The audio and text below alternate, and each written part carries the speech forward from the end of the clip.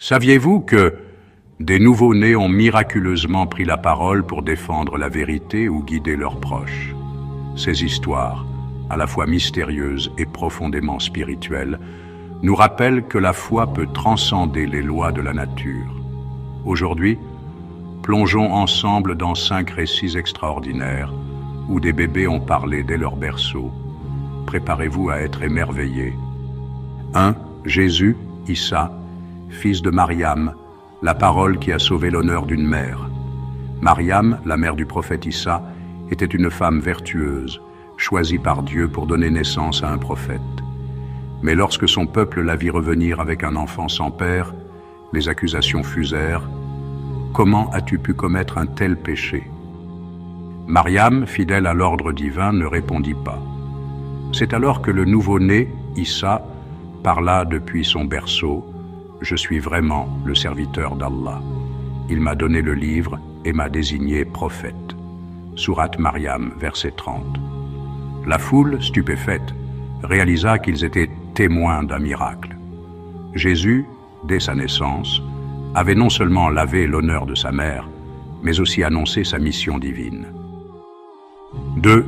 Le bébé de Juraïj, l'enfant qui a démasqué un mensonge. Juraïj était un homme si pieux qu'il passait ses journées en prière, isolé dans une cellule. Un jour, une femme tentée par sa beauté tenta de le séduire. Devant son refus, elle inventa un mensonge. « Juraïj est le père de mon enfant. » Le scandale éclata.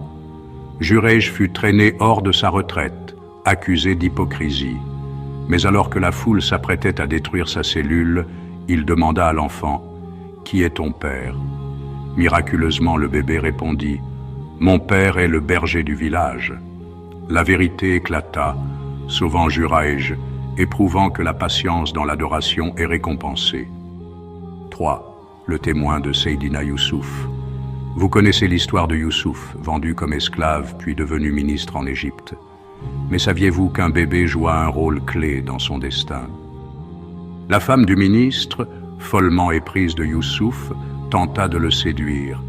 Devant son refus, elle l'accusa publiquement d'avoir voulu la posséder. Pour prouver son innocence, Youssouf demanda qu'on interroge le bébé qu'elle portait dans ses bras. Selon certains récits, l'enfant parla « Regardez sa tunique. Si elle est déchirée par derrière, c'est que Youssouf a voulu fuir. Si elle est déchirée par devant, c'est qu'elle ment. » La tunique, déchirée dans le dos, innocenta Youssouf. 4. La coiffeuse de la fille Pharaon. Sous le règne tyrannique de Pharaon, une femme croyante travaillait comme coiffeuse pour sa fille. Un jour, elle avoua sa foi en Allah. Furieux, Pharaon ordonna qu'elle soit jetée dans un brasier avec son bébé, si elle ne peut pas abandonner sa foi en Allah. L'histoire la plus poignante est celle des gens du fossé. C'est le 5e bébé. Mentionné dans le Coran, le roi d'Ounaouas était un tyran idolâtre qui ordonna l'exécution des croyants, refusant de renier leur foi. Parmi eux, une mère tenant son bébé. Au bord du fossé enflammé, elle tremblait. Son enfant, bien trop jeune pour parler normalement, lui dit « Maman, ne crains rien.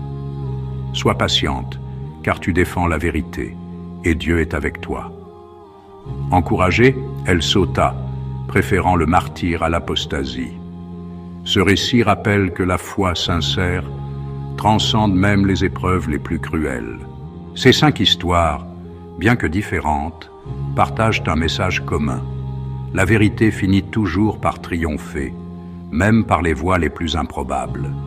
Elle nous enseigne la patience, la confiance en Allah et le courage face à l'injustice. Et vous, quelle histoire vous a le plus touché? Est-ce celle de Jésus innocentant sa mère ou celle du bébé guidant sa mère vers le martyre? Partagez vos réponses en commentaire.